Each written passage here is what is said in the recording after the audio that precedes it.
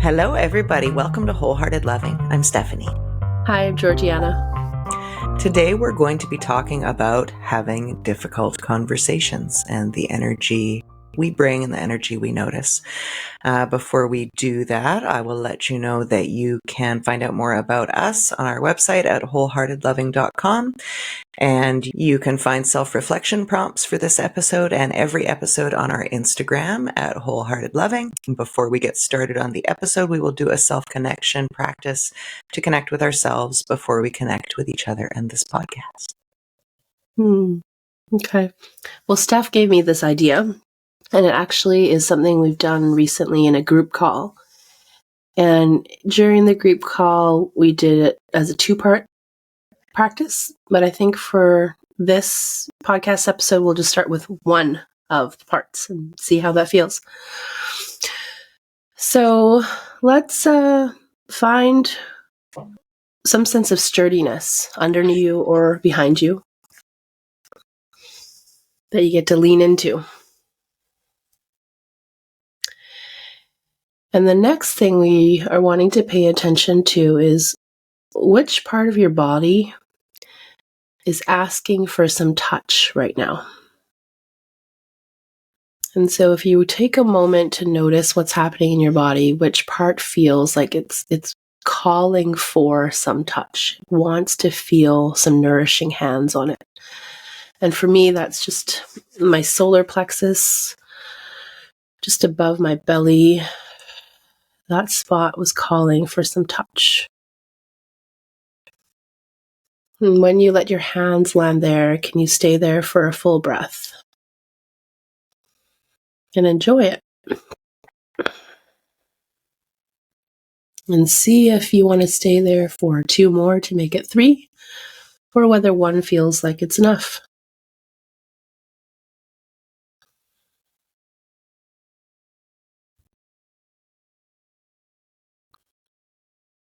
And then we practice with, is your body calling for your hands to stay there? Or is there another part of your body calling for touch? And for me, it was my feet. So my feet are wanting some touch. And so I am offering my feet some touch. I'm going to be there for a couple breaths just to allow myself to enjoy it.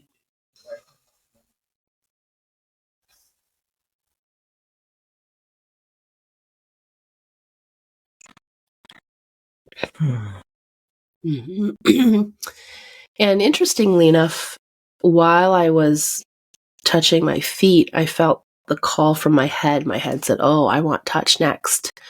And so I got to play with hearing that call for the next thing and refocusing my energy and attention to finish with the feet first.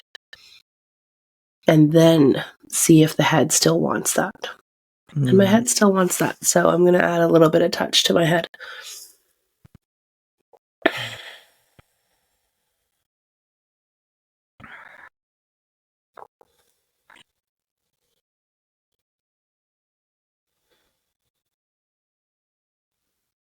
And there's nothing wrong with following that immediate impulse, right? If I'm giving my feet some touch and I feel my head calling for touch, I could have just as easily switched gears and focused on my head.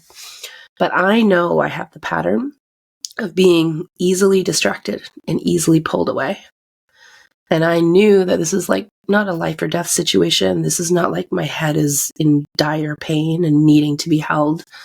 So I wanted to practice like feeling the pull to go somewhere else with my energy and focus, and then training or like letting my body practice coming back and staying focused on what I was doing and learning how to bring presence back to the moment. And then check in again. Does my head still want this thing? Right? But if you tend to maybe ignore the pulls of your body or ignore the pulls in life and you get uber focused in one spot, maybe you want to grow the muscle of being able to hear and feel the pull of the other thing and move towards that sooner than you normally would. So it just sort of depends on what you want to practice. Yeah. There's so much energetically going on with all of this stuff that it still kind of blows my mind. So I used to be a person who didn't notice any of the cues of my body, loud or quiet. And now the nuance here, so like I noticed, so it's my womb area that wanted some touch. And what I noticed is that it feels nice to have one or two hands there, but there's this quality of like, it's nice, but it's not complete. It's not like a full heart hug is kind of the sensation that I experience. And when I crossed my hands, what the full complete feeling is to be holding the same area, but the supporting hand is being held and supported by my other hand. Mm-hmm. And that's like the whole yes, and that's such a tiny difference that I would never have been able to notice before. Yeah. So you're sort of speaking to this experience that I have now called almost, but not quite. And like right now you're talking about the way your hands are offering support to your body. It was almost, but not quite. But I've talked to a lot of people recently about relationships and connections or jobs that feel like almost and not quite. It's not quite the thing. And it's just good to have awareness of it. You might choose to just stay in something that's almost and not quite because there's something else important to you. And then you're choosing that intentionally and with awareness. But often we don't realize when we're in an almost and not quite situation. And we just feel off. Something feels off. Doesn't feel good. We might find ourselves blaming other people and just having this energy of like a not pleasant energy and not being able to pinpoint what the problem is. Yeah. So I found that it's been really helpful to notice, oh, this is an almost and not quite situation. And that's okay because I'm choosing XYZ over this, or, oh, that's good to know. I probably need to make some adjustments. Right. Yeah. And the magic is that we can map and find all of this information in our bodies. Like it doesn't need to be through thoughts and knowing and like external information. I can notice now these tiny, like, I'm holding my insides just in tiny ways. Like I would think that I'm relaxed, but when I go into my body, I notice that I'm just holding things slightly. And when it's that yes feeling, the full yes, all of that is able to be released, Yeah. And sometimes you don't know what needs to change in order to make it a full yes right away. But we may know I need to stop or get out of what this almost and not quite is first to give myself an opportunity to explore what a fuller yes might be. Yeah. Yeah. And that we don't need to know. Like we can just acknowledge to ourselves and maybe externally like, oh, something here doesn't feel like a complete yes or doesn't feel complete or full. And just putting that out into the universe is enough for things to unfold. Well, something that used to be hard for me was I wouldn't be able to let that go. I'd try to figure it out in my mind and drive myself a little nuts with it. And I've gotten a lot more comfortable and almost even excited with. And so this is an almost and not quite. And I don't know what a fuller yes would be yet. And I'm open to letting that be shown to me over time, letting it unfold and see what I discover. I'm going to have to edit all that stuff out. So it's been really interesting growing that muscle of actually, instead of being terrified of the unknown, to be curious and be able to lean into excitement for, I wonder how life will show me what the fuller yes is. Yeah. Right? I wonder how my body will let me know this is the yes. Yeah. Right? Yeah.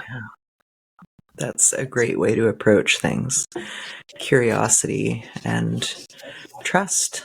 That speaks to some trust you've got in both yourself and the universe, I'll call it, that things will unfold and that you'll be there for it. So that curiosity is like so helpful in so many ways, including when it comes to having difficult conversations. This came up for me today because it was proposed to me that a conversation needed to happen, and all of the normal things that come up for everyone when someone's like, we need to talk, or hey, could we chat about that? Even the word chat is so like light and fluffy, but now people are using it in ways that even make that like, oh God, we need to chat. Like, what is it? And so I just noticed all of that stuff come up for me. And then I did a bit of a reality check. Like, there are people who would say, hey, could we chat? Where like everything in me would lock down. And other people where I'm like, oh yeah, this will be fine. Because there's been enough evidence for me that the chat or the big conversation or whatever, that, I'm going to experience whatever support and ways of communicating that feel good to me, that aren't alarming, right? So even if I have those initial, oh God, we need to talk feelings, I can go, okay, no, this is a person who I know talking to feels good. So whatever it is, it'll be fine. Can I pause you for a second there? Yeah. Is that okay? Yeah. So when you mentioned someone said, hey, Steph, we need to chat, or can we chat about this? What were the old stories that you have in your mind when someone says, can we talk? And can we chat about this? Like, where would your mind take you if you're not aware? Yes. So it's not a whole big bunch of stories, but it's just, I think, a simple assumption that, if it can't just be said directly right now, it's a big deal. There's something that's going to be like revealed, or, something that requires some added layer that can't be just tossed in right now. So it must be a big deal. And a big deal is bad? Yes. It's never a good deal. A big deal is never a good deal. Okay. Because that would be just celebrated, right?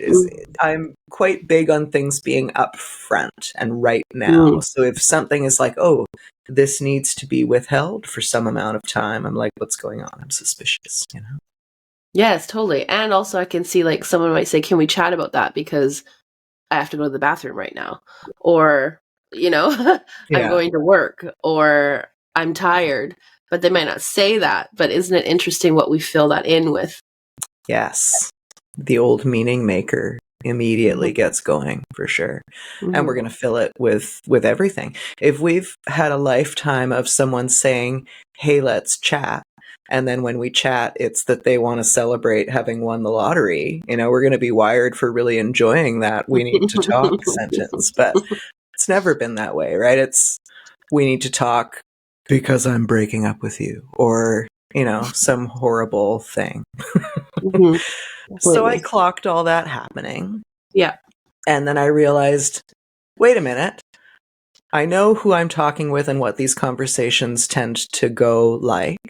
So there's nothing loaded that's going to be coming up here, which gave me an opportunity to notice what's coming up inside me. Like, what is in here that I might have not said that is now surfacing, that in like some giant defense mechanism that I'm building?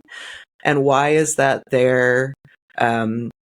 Is there something I need to be saying outside of this context? Like, do I need to have a chat? Do I need to introduce the need for a chat? Or am I just being reactive because you've said you need to have a chat? Like, what is this? And then I thought about, if other people had said this, we need to have a chat, how would I feel? And how is that a reflection of myself? There were a few people that came to mind that if they said this, like, I remember feeling relief as I thought about this morning. I'm like, oh, good. I'm glad that it's him that wants to talk about this. I can think of other people that if they wanted to talk about the very same thing, I'd be like, let's just rip all our hair out and not bother having the conversation. It's going to be very difficult. And that happened because you have evidence in your past conversations with this person that pretty clean and clear conversation. There's space for you to say how you feel and what you think.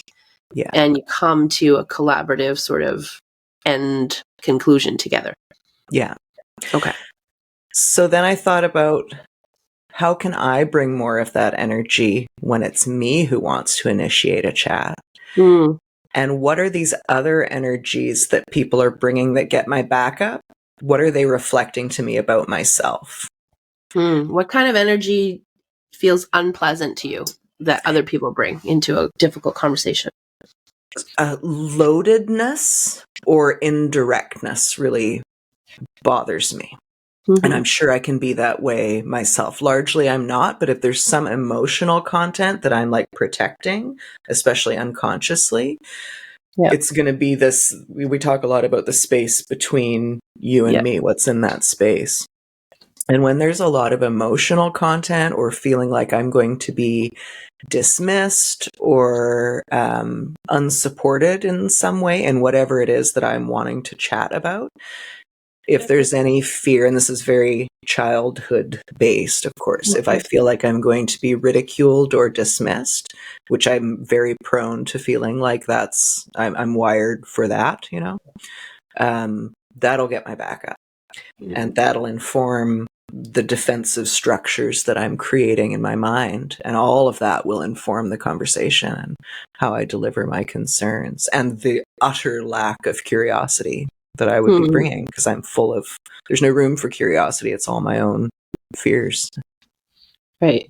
Yeah, it's good to know which things feel hard to be with in conversation and to reflect in what way do I bring that to conversation, and is there a willingness in me to bring a shift to that, right? So it's really about taking responsibility for the energy we bring into conversations.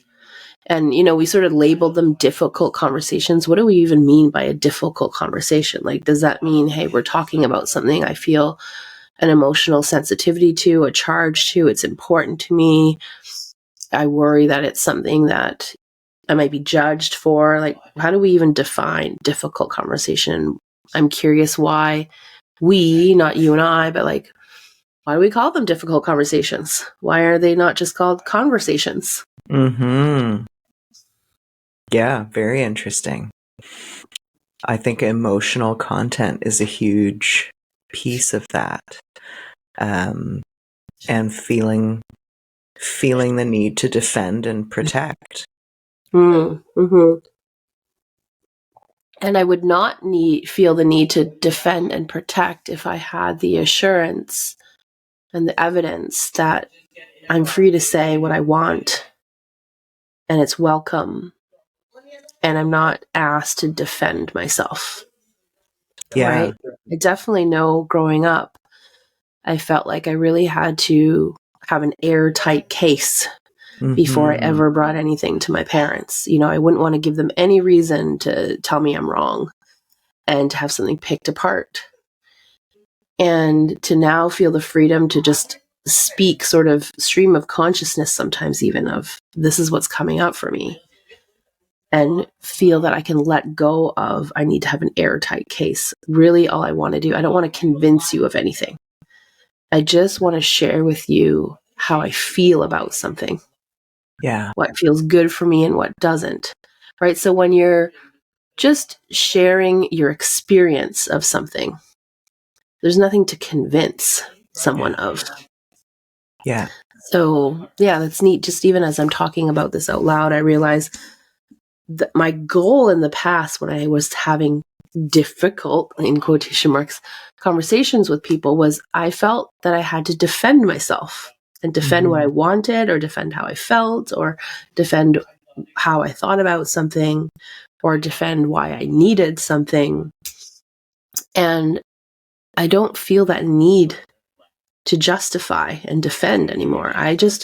What delights me about conversation is it gives me an opportunity to share with you what's true for me, what's present for me right now.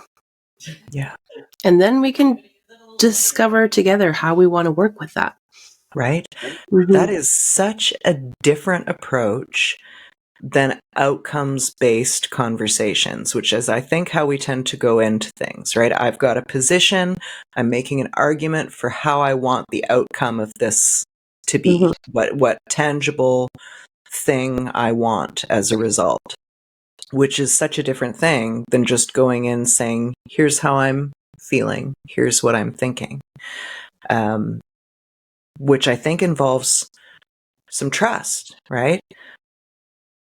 Trusting that the other person cares about our thoughts and feelings, and that will impact whatever the outcome is. I think in the past, I used to just feel like I need this particular outcome, whatever it is. I need you to do what I want you to do, which doesn't create a lot of space for... No, it doesn't.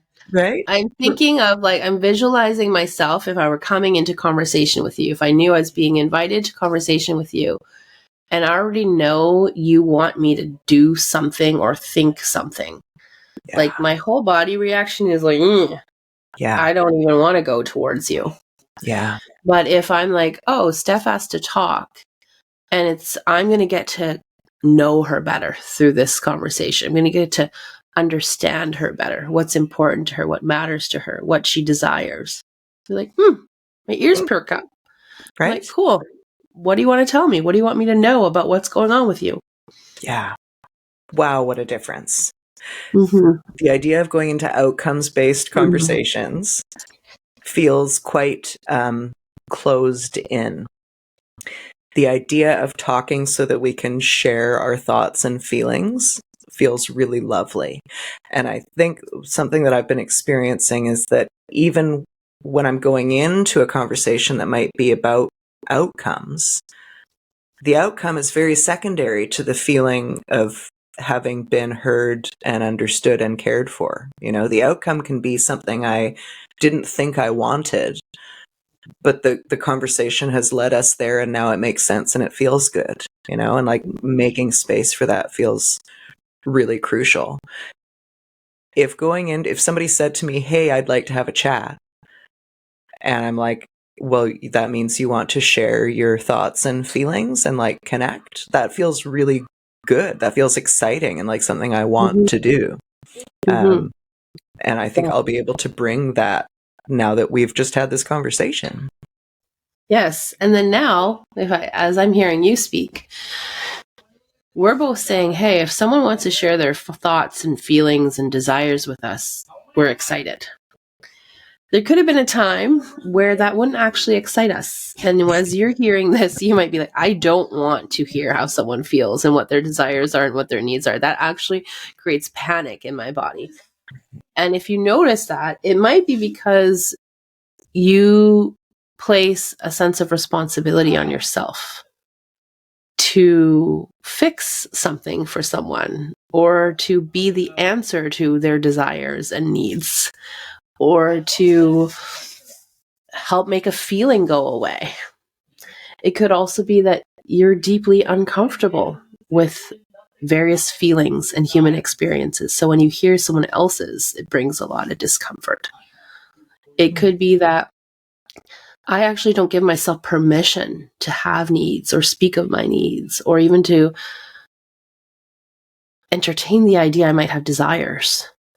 So then you hear and listen to someone else speak openly and firmly about their needs and desires and feelings. That can feel very uneasy and uncomfortable, right? So it's good to notice if the idea of someone sharing themselves with you makes you uneasy, to be curious about why that might be. Yeah. Yeah. My wish for everybody listening and watching is that they have the experience or cultivate the experience and relationships that make space for that.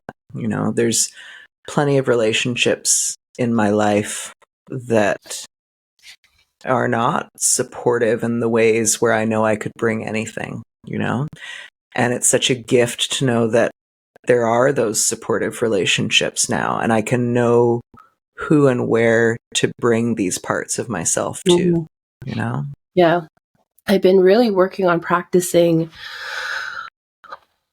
when I choose to share with someone, what I choose to share, and like, how do I prepare my body and my nervous system to be ready to share, and to get clear on what my intention is of sharing.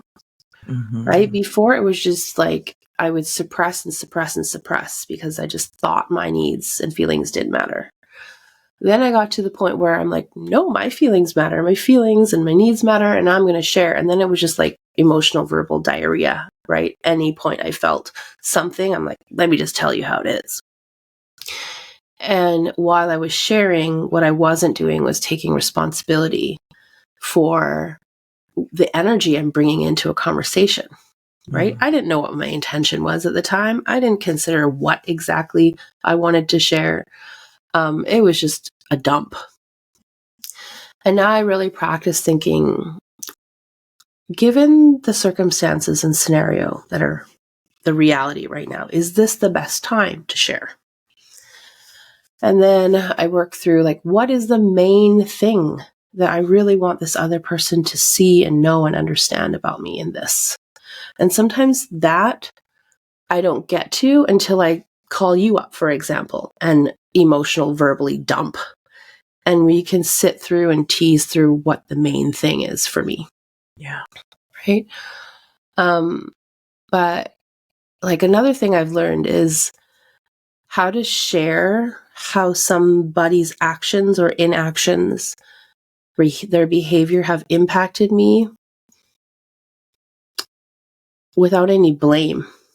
I'm just sharing, this is how it felt for me, or this is what it reminded me of from my past that feels hard, and to really just share from that place. Yeah. And that was not how I used to share. I used to share in like, you did this, you stirred this up, you're wrong, right? Why did you think that was a good idea to do such and such? It had a real like shame and critical energy to it, because that was how I learned to communicate growing up. Yeah. When something felt uncomfortable.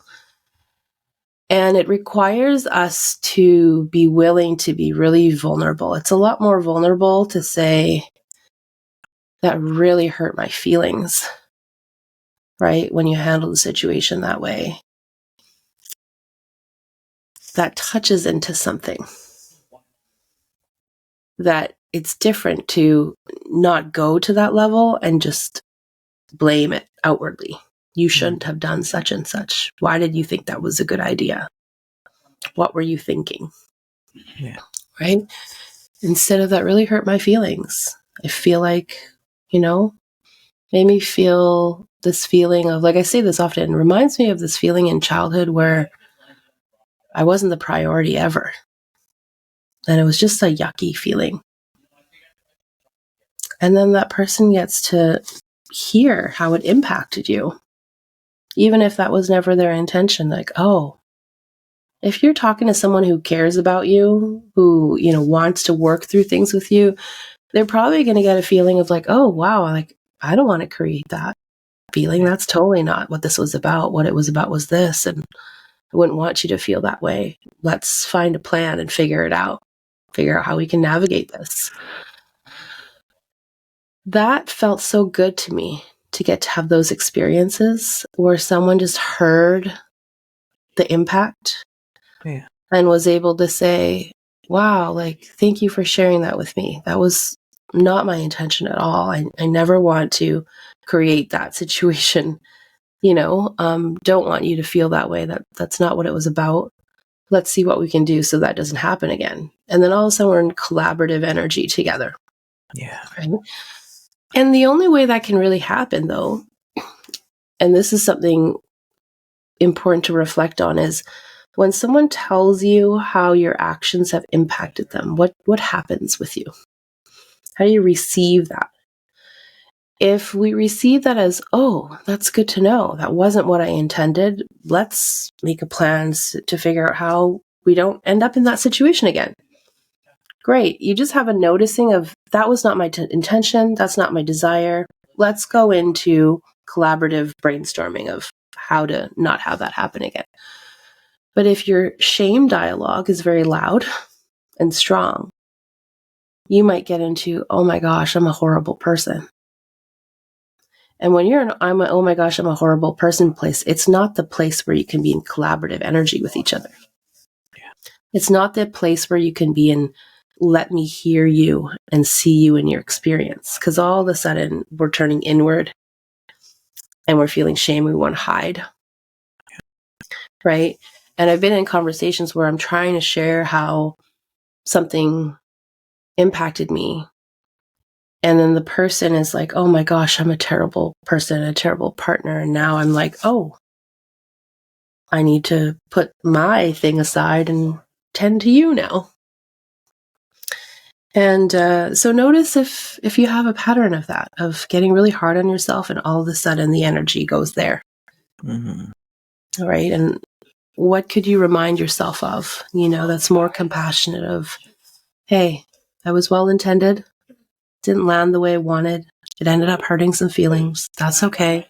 We all hurt feelings sometimes, right? And what can we do about it now? Yeah. I think that brings up a lot of really good points for challenges in relationship. I think it's so common that we can see that the other person has a good heart. And I think everybody has a good heart. And then we've got all this crap piled on top. All of our ego stuff and our fear and our shame is in between us, right? There are so many times where somebody kind of brought me this sort of regulated complaint that you're describing. And I go into that shame. My shame voice was very strong, right? So my underlying desire to go, oh, that's not what I intended for you to feel at all. How can we collaborate? That was miles away. It was there. It was underneath it. But my ability to access that in the past would have been non-existent. Eventually it became like, oh, I can get to that place in a few days. Now it can be happening in the moment. But I think, in the past, there might have been relationship opportunities for me that in fact weren't opportunities because I was not in that place to meet somebody there, right? And they might have gone, oh, I can see you've got a good heart and that you want to be able to have these conversations. And you cannot currently have those conversations. Like that's such a hard thing to notice in relationship when really hard. Yeah, our partner can't meet us there. Or maybe they can, but it takes so long that life in the interim is not really feasible. And I think we can get really trapped in, I know they want to be able to have those kinds of conversations and hopefully one day. And that can be such a confusing place to be in as well.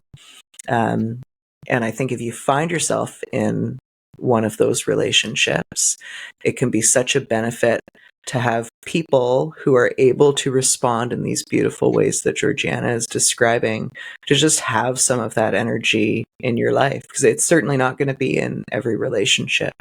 And cultivating it and nurturing it where it does exist is a huge benefit for your day-to-day enjoyment of life and for rewiring the system in your life toward that.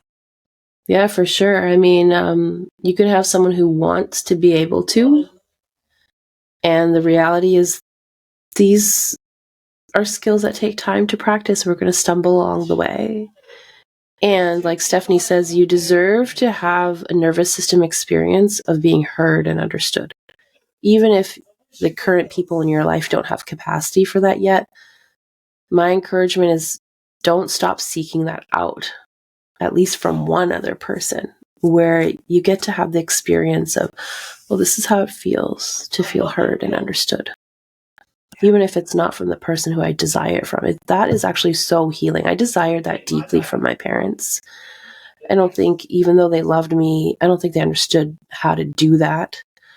And so that's what women's group and friendships really gave me, is finally the body experience of feeling heard and that my voice mattered and that someone wanted me to not just sit in pain by myself. They wanted to witness me in my pain and hold me energetically, physically, emotionally. I think we all deserve to have more and more experience of that, even if it can't come from the person we desire it most from. When it fortifies you for that, right? Even if you're not getting it from over there, if you're getting it from here, it helps you when you're over there and you're not having the thing that you desire in that moment. Mm-hmm. This is why I think if two people really want a great relationship, it requires both people to be willing to take responsibility for growing their capacity. It's one thing to want to have capacity, but if you know, hey, I'm actually not very skilled at that, get very dysregulated. I want to be able to be present. I want to be able to not get sucked up in my own shame and actually hold space for my partner and hear them out and be able to come into collaborative energy with them. And I know right now I struggle with that. If you can meet yourself with compassion with where you're at, that's just where you're at. Yeah. And the next question is, are you willing to do whatever it takes to start growing that capacity? Mm-hmm. Otherwise, I mean, you don't have to, but you need to probably accept that there's going to be a certain dynamic in this relationship that's ongoing that won't feel good. Yeah, totally. So I'm celebrating that Mm-hmm. I took the time. There was like a half an hour between getting this message that can we have a chat and having the chat itself. In the past, I would not have been able to bring unloaded energy to that conversation. Mm-hmm. And I wouldn't have been able to ask for time. But I was able to ask for time. You know, in the past, it would have been like, oh, you want to chat? We better chat right now. But I was like, actually, I'm getting in the shower. So, you know, I'll message you when I'm done. And in the course of that half hour, a huge amount of internal things occurred that created space and gave me some room for reality checks. And noticing what I actually need and want and what shames and fears and protections are coming up. Mm-hmm. And that may have been one of the few or only conversations that I've had of this nature where I genuinely did not feel any amount of loaded defense going into it. And that's just so lovely and achievable. Yeah, you're giving yourself time. Like, I want to add to that is, how can you care for your nervous system to prepare you for a conversation, right? And I recently had this experience where I got a message that really stirred up a lot for me. And like, I'm a generally chill, easygoing, compassionate person. But then sometimes with certain types of energy, like blaming energy, finger pointing energy, not taking self-responsibility energy, it can fire me up, and it can fire me up fast. And I just want to fire back. And I've given myself enough time now to know how that energy feels in my body. And, you know, I'm a hockey mom, a lacrosse mom. And so at the beginning of every season, sport season, the coach or the manager of the team will say, if the coach is pissing you off with something, you feel like something's unjust or unfair, we just ask that you follow the 24-hour rule. Smart. Do not blast an email out for at least 24 hours. Do not come approach anybody for at least 24 hours.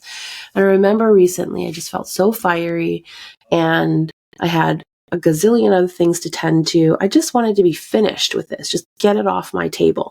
Get it off my desk of something I had to handle. And so I'm like typing away, wanting to reply to this message.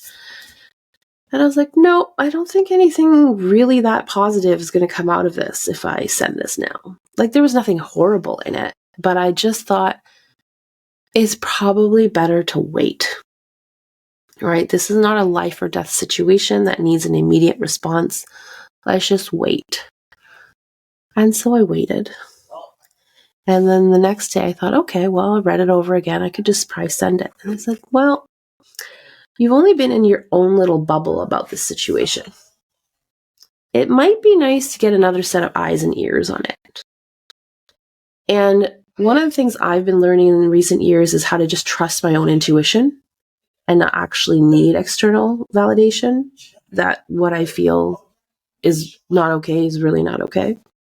I remembered debating, should I reach out to someone? Should I just get an extra set of ears and eyes on this?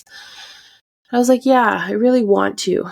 Not to like affirm whether I'm right or not, but I think it was coming from a place of another muscle I wanted to grow is to shift out of the belief I have to deal with everything myself. Right? And to be able to share with someone else like how uncomfortable this was to get this message, how not okay it felt. And just to be emotionally sort of held and energetically held in like, I get you. That's not cool.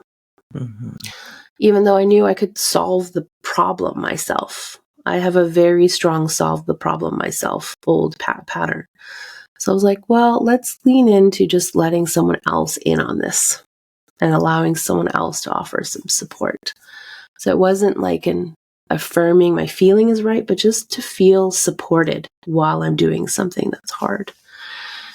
And I think I did ask you like, hey, am I overreacting? You know, like it was just curious to just know. But at the core of it, I knew no matter what Steph says, I need to say something about what happened to this person because it's not okay. Yeah. And afterwards, it felt so good to know I had stepped out of old patterns of just impulsively reacting and to feel that I had to solve it all by myself and to just let someone in on what's going on with my life and what's hard right now, even though I know I can handle it by myself. Those are big things. Yeah, but what I wanted to share with that is just that was a huge act of self-responsibility of what kind of energy do I want to bring into this exchange, right? Being really intentional about what is the message that I want to give and from what energy and what am I open to and what am I not open to in terms of further communication. I never knew. I was just like, well, I guess whatever the other person wants was my usual go-to. And this time it was like, no, like I get to choose what I'm open to and what I'm not open to. Yeah. Right? I'm open to hearing someone's opinion. I'm not open to it being shared in a rude and disrespectful way. Yeah. And that took me a long time to learn how to say and have the courage to say and not feel like I was being mean. Right. Right. Yeah. Mm-hmm. That's great. It's the sort of, I want to use the term meaning making here, this adding intention to what you're doing, knowing what you're feeling and what you want to express. All of that makes meaning out of this situation in such a relatable way. Like sometimes we'll do things that maybe don't make sense to other people. But when we're connected to our intention and what we're wanting to imbue this situation with, like emotional wise or by way of our intentions, when that intention is there, even things that we've done that don't make sense to other people, once they understand the intention, it does make sense. You know, there's so many ways we can be missing each other. And when we know what we're doing and why we're doing it, that's like all the meaning that we need to make out of any of these situations anytime. Yeah, because I remember with this scenario, after I sent the message, I told you, I feel so good. I feel so much better. Mm-hmm. And we were both like, well, we have no idea how or if that person will respond. And I got clear with myself of it doesn't matter because what really matters to me is I felt that I communicated what I needed to communicate in a way that was in integrity. Yeah. And I was clear about what I'm open to and what I'm not open to, and how, if and how that person chooses to respond, like our teacher said, is none of my business. Yeah. Right. Yeah. And learning that, practicing that has freed up so much in my life of realizing, like, you know, when people ask us, well, what should I say and how should I say it? And like, what if they respond this way? And what if, well, you just have no idea if and how someone's going to respond to whatever you have to say. Yeah. The only thing we have control over is what I choose to say and how I choose to say it, what energy I bring it with. Yes. Right. And that's the kind of thing where you'll encounter a response that might be something like, well, I don't like the content of your response because I want things to be different than they are, but I respect what you've said and how you've said it. And it really comes from a place of self-honoring and self-knowing and self-respect. That's in the past, I think I would have just wanted them to like the response, but that really isn't the crux of anything. I wanted them to like it. I wanted them to like me. Yeah. Right. And now I'm like, I don't care if you don't like it. I don't care if you don't like me. I know that I said what's true for me. Mm-hmm. And I know that I said it in a respectful way. Yeah. That seems more like meaningful like to me. You know, it would be preferable if it would be ideal if they're like, oh, well, I like this content and I like the way you delivered it. But it's almost in a way better for them to be like, well, I don't like that, but I like the context. You know, I like what you've infused this with. I respect that. It's very true. Yeah. And it reminds me, we were talking before we started recording this, is recently on a group call, one of the men shared, right? It was a topic of understanding men and love. And one of the men shared, because the women were curious, you know, how do you want us to share with you what's not going okay? What's not working for us? What doesn't feel good? And he said it very clearly and concisely. He said, direct and with love. Yeah. And like, that sounds really simple, but when you've grown up being a people pleaser, you don't know what the heck that means. Because you're so worried about hurting someone's feelings or making someone feel bad that you're pretzeling everything you say. You're trying to filter everything you say through that. Could it hurt their feelings? Could they be offended? Like, what are they going to think? And what you end up delivering ends up sometimes being so far from your truth. Yeah.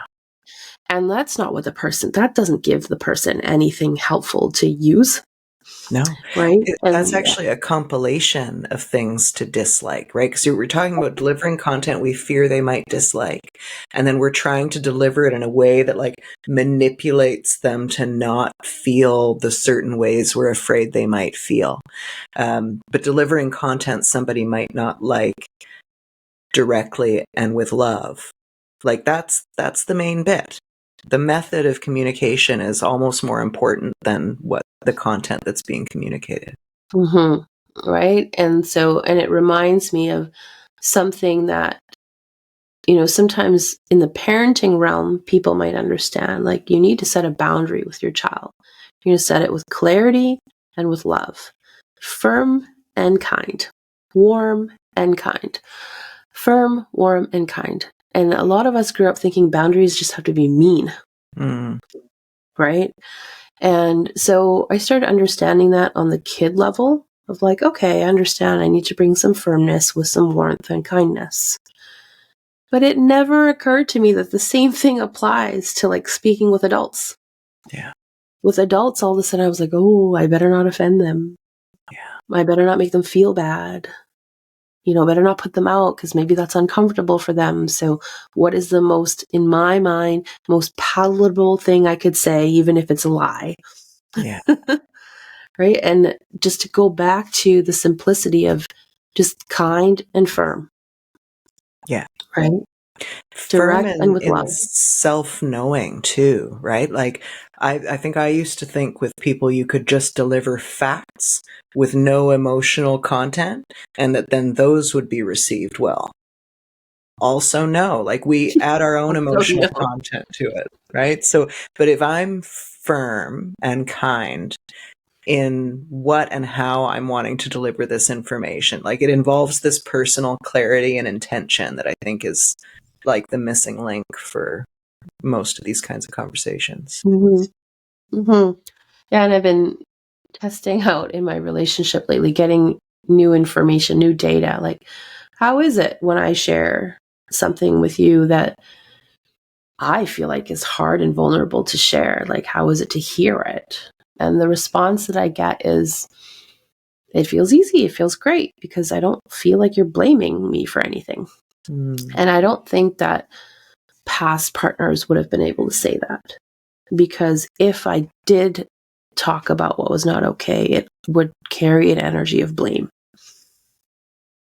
And and even if you're coming with this beautiful non-blaming language, if I feel prone to blame and shame, I'm going to hear it in a blaming way, even if there was no blame there. Right? Yes. I think that's important, is that as the deliverer of the message, you can try your best to choose the most self-responsible language, to not blame, to see the good intention in someone, to be kind and to be firm. And this is, again, you have no idea the lens that someone hears that and sees that through. You have no control over it. You have no idea. And so it's also knowing where my responsibility lies and where it ends. Mm-hmm. Right? I could say the things in the most direct and kind ways to you, in the non-blamey way, but if you have a strong protective mechanism or a strong old pattern of, I take everything personally, right? She must be blaming me for all sorts of things and also have all these expectations of how I should be different. Yeah. Then you're going to respond to me in a very different way than if you didn't have that lens. If you just had the lens of, oh, thank God she's telling me how it is for her, right? And she's not blaming me. And we have an opportunity to collaborate on this together and find a solution. Yeah. So then this brings me to the third part of this, which is, so say you've brought the first part, which is, I'm going to call it the complaint, for lack of a better word. And then I've delivered you the response, which in my example is going to be a counterattack for no reason, right? You've regulated yourself. You're coming with no emotional content to deliver this complaint. I am feeling attacked, so I attack back. If for you as the complainant, if you've had to work to not bring emotional content to this initial complaint, the moment you're counterattacked, it's like all forces go for me. I'm right on the defense. Like, I couldn't regulate myself out of that.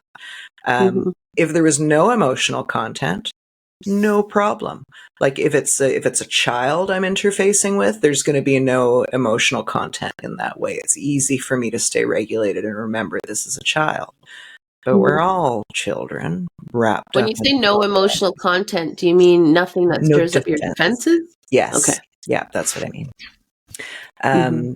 So in any situation where I've had to quell my own emotional content in order to deliver a complaint, it's really hard for me to stay in that regulated space if I experience a counterattack, right? Yeah, so it's almost like it's good to know that about yourself and know what season of life you're in that growing that skill, right? If you know all it takes is them to fire back a little and you're going to be totally off center, it's good to know that maybe I wasn't actually fully prepared yet to have that conversation. Right. And this is a thing that I think couples get into a lot of. There's that initial like pissed off with each other. And like some people are aware enough to know this is not a good time to try to talk about it. So they do take a break. And I've been guilty of this. You take a break and you feel a little bit more settled. And you attempt it again together. What you didn't check was you didn't ask yourself, if they were to roll their eyes or point a finger or just say that word one more time, would I be set off again? Yeah. And what that tells you, if the answer is yes to any of that, it just means you're probably not regulated enough yet to have that conversation. Yeah. Right? And that's not a matter of just sitting quietly for a while. Like, there's a lot of work in there. I remember a cognitive behavioral therapist I had for years with my ex. It's like, when you guys are activated, go into separate spaces. And I remember just being like, okay, we'll just do what they tell you to do. And I'm like, what's the point of this?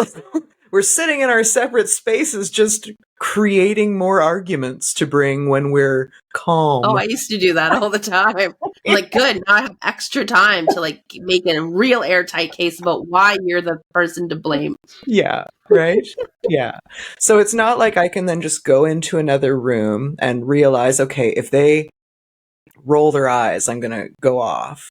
Like, that's not just a matter of now I regulate, and there will come a time magically where when they roll their eyes, like, this is a huge loaded thing we're talking about. That eye roll contains, years worth of emotional content that I can't just breathe and feel my butt through in the next moment, and I think that's where intentionality and purpose really comes in. Am I in this conversation to win an argument or to defend a position, or like, am I actually curious and wanting to connect? Yeah, am I actually curious and wanting to connect, and am I willing to take responsibility of bringing regulation to my system so that I can allow that to happen? Yeah. Right? If I know that on the next eye roll, I'd probably lose it, I might be better to say, I think I need a little bit more time to regulate myself. Or if you do approach that conversation, then I would go in knowing I need to bring in every regulation tool I know Yeah. in order to be with that if it comes up. Yeah.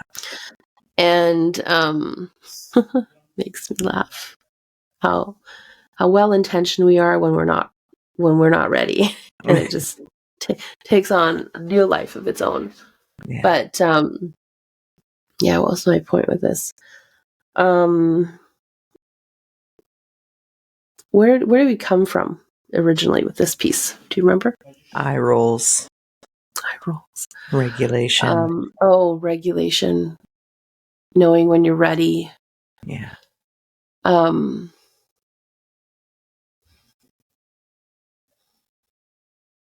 Yeah, I don't know if I want to say anything more about that piece. Well, I've got another bit, because as we're talking about this, I realized that a lot of these conversations where the eye roll would have set me off, I'm not going to say these are relationships I shouldn't have been in, because I think everything really happens for a reason. But when I think back on it, like, part of why the eye roll would have set me off in such a way is because, in the truest sense, I didn't love or respect this person. An eye roll from someone who I have a deeply supportive, connected relationship with is a very different thing than this person who parts of me loves and parts of me hates, and I just want them to be different, and I want everything to be different, and I'm frustrated because they are not some magical concoction that I want them to be. So, like, that's a place that for me, I can't regulate into that conversation. I can regulate out of that relationship. But when I'm thinking back on it, and I'm like, there's nothing that would have gotten me to that not eye roll place, or not freaking out in an eye roll place. It's because the relationship was not what I wanted, not where I should have been. A big reality that sometimes is hard to face. Sometimes it's not a communication regulation in the moment issue. This is really misaligned in all the ways. And I could try every strategy in the book, and it might bring a little bit of relief, but it doesn't change the fact that this is not in alignment. Yeah. Right. This relationship, this person. Yeah. And those not in alignment for what I desire. Yeah. So I think self-regulation tools will get you to a place of alignment, and that will spotlight things in your life that might not be in alignment. I think in the past, I would have been seeking to use these tools to create alignment where there was none. And it would have been like jarring and confusing for me. And I would have been trying to fit a square peg into a round hole. So it's interesting to reflect back on that and realize, I couldn't regulate myself into this situation because it was not a regulatable situation. It was not aligned. Yeah. We talk about this in group session of, you can bring the most regulated self into a conversation. And if you notice on a recurring basis that whoever you're in relationship with doesn't respect or care about how you feel, doesn't want to come into collaborative energy to find a way forward that feels good for both of you, that's good information to know. Yeah. And then you're probably going to need to do something with that information. Yeah. Right? And to be able to discern which category of person you're in a relationship with is really important. Yeah. When is that we're just sort of, we get a little bit dysregulated, but we do come back, we do take responsibility, we do grow our capacity for regulation, and we move through the next thing? Or when is it that it never actually progresses towards anything for the better, and I'm just trying to regulate my way through a situation that's just not healthy? Yeah. Totally. Right. I think that's important. Circling back to, like, when you share something from, your most self-responsible, regulated place, and someone chooses to go into shame, or, today on another call, someone said, I can have these conversations with my mom, and then immediately she'll go into, oh, I'm such a terrible mother. Right? And this is a recurring pattern. And we talked about, how do you work with that? Because the old pattern is for us to crumble again. Right? And someone had asked, how can we respond to something like that? And of course, there's many ways to respond. This was sort of just on the topic of, like, this theme we were working with. And what came out was, like, letting someone know, if you choose to view it through that lens, that's your choice to do. Mm. Right? Because at some point, you can't convince people out of what they choose to make it mean. Yeah. Right? And it's just highlighting, if you choose to take what I said to mean that, okay. Okay. Yeah. Right? It's not within my power or responsibility to make you see it differently. Right? And this is, like, we're talking about really ingrained patterns where it's not just a simple, oh, I didn't mean it that way. What I meant was such and such. And then you clear it up, and both people are clean and clear, and you move along. This is when you're dealing with someone's ingrained pattern to choose to turn everything you say into some message that they must be a horrible partner, wife, husband, mother, whatever. Right. And people are like, what do I do with that? Yeah. Because if I could just explain, then they would understand. Mm-hmm. Mm-hmm. And everyone on that call said, yeah, I've tried that already. It doesn't work. Right. Right? And we talked about how it's not our responsibility to try to change someone's inner belief system. It's not within our control to change someone's inner belief system. Right? We're learning to have to accept that they're choosing to stay within the realms of that system, that belief system. Yeah. So we need to come to acceptance. We need to come to the realization, I don't have control or responsibility to change that. And so if this person chooses to take everything I say or this comment and make it mean that, then I will need to allow that to happen. Yeah. Right? And learn to regulate through it. Yeah, and just know for myself, I know the truth is that's not what I meant. Yeah. Right? So there's something earlier I wanted to clarify or add to, is standing firm in what you believe to be true. And I don't mean this in, like, a stubborn way, but more like, I know it's true. If someone interprets it differently, it might happen. That's unfortunate. And I know what energy I brought, what intention I brought. I know that I brought it with care. Right? And to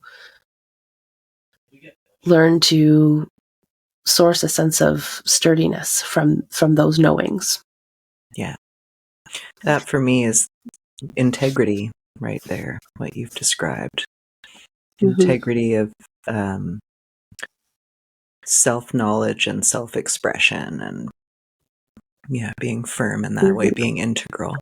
And sometimes, like, I don't bring something, or maybe 2/3 of it I could bring from a really self-responsible place. And there came with a tinge of blame still, or a tinge of defensiveness on my side. And I might need to sit with that and bring that and share that next time of, hey, I want to own that piece. Yeah. Right? That some parts of what I said, I still stand by. And I also know I brought some blame energy in there. I brought some defensiveness into that conversation. Beautiful. That was not easy. No. I remember the first time doing that, I was like, but it also felt really good afterwards. Like we felt cleaner together. Yeah. Right? There was more trust, I think, built between us. Yeah, that's huge. Mm-hmm. Honesty builds trust. Mm-hmm. Yeah. Thanks, Gigi. Anything else you want to say about this? Nope. Okay. Well, then, have you got a closing practice in mind? The closing practice. Oh, it's rock like a boat. Okay. That's just what came. So I like this. I remember doing this on my living room floor with you at some point. Rocking like a boat. Rock like a boat. And now I have the image and the sound of row, row, row your boat.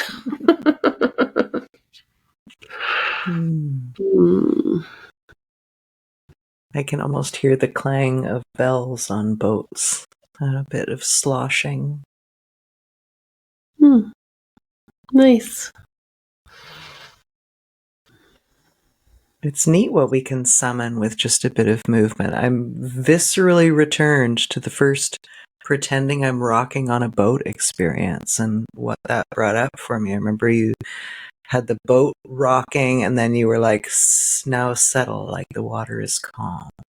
And I was immediately on edge by that.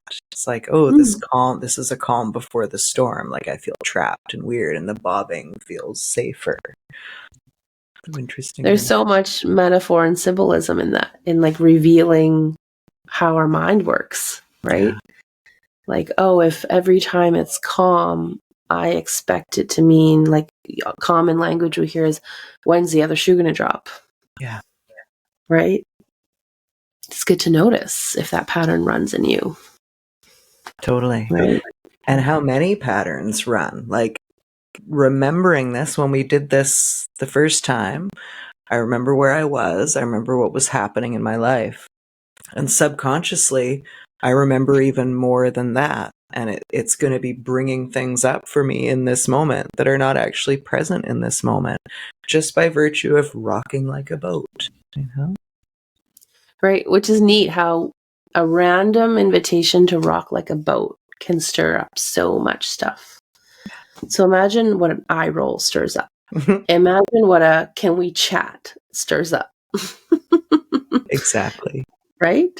Yeah. And so if we're not aware and we're not used to being responsible for recognizing our patterns, it can get ugly really fast. Really good. Yeah. Right? Yeah, whereas, and this is again what's neat, whereas rocking like a boat for me, when you shared what it stirred up for you, what old memory it brought up an old memory of me of like playing row, row, row your boat, but we would do it in a way where we would hold hands and we would sort of like pull each other and lean back. And it was such a pleasant memory to get to revisit. That's nice. Neat. Yeah. All the undercurrents of existence. Thanks, Gigi. You're welcome. Is that it for this episode? I think that's it. Okay. Great. Oh, I want to celebrate the stain on my floor is gone. Oh, yay. Great. Yay! Random. One of the themes lately is like, do you allow for delight? I was like, let's lift the towel and see what happened. It disappeared. Yay! Hooray! That's great. Good to end on a note of celebration. Yeah. And the clean carpet is right next to this book also. It's sort of funny. Will I ever be good enough? Healing the daughters of narcissistic mothers. Oh, yeah. Very good. Part of the theme of the call. But contrast, I like it. Are you open to sharing what the stain was? Because I'm very curious, and maybe other people are too. Oh, it was just I was drinking this Chinese herbal medicine concoction thing, and it had like a little bit of a brown tinge to it, and I had knocked it over earlier. Thank you. And I was like, thank you. That's what you needed to know. It wasn't like one of the worst stains that I thought I would have to be dealing with. I have another stain story I can tell you about and how it disappeared and my delight and joy. But this one, I just noticed, this is like what's so cool is how much delight I can experience from looking at this spot on the carpet, and the stain totally went away. How many moments of this do we miss out on in life? Oh, yeah. Too much hustle.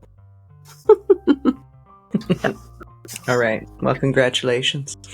Thank you. And thank you guys for being here, and we'll see you next week. As always, please do like, follow, and subscribe. And if anything we've said here today has been helpful for you, please share with somebody that you care about. And we'll see you next time. Bye.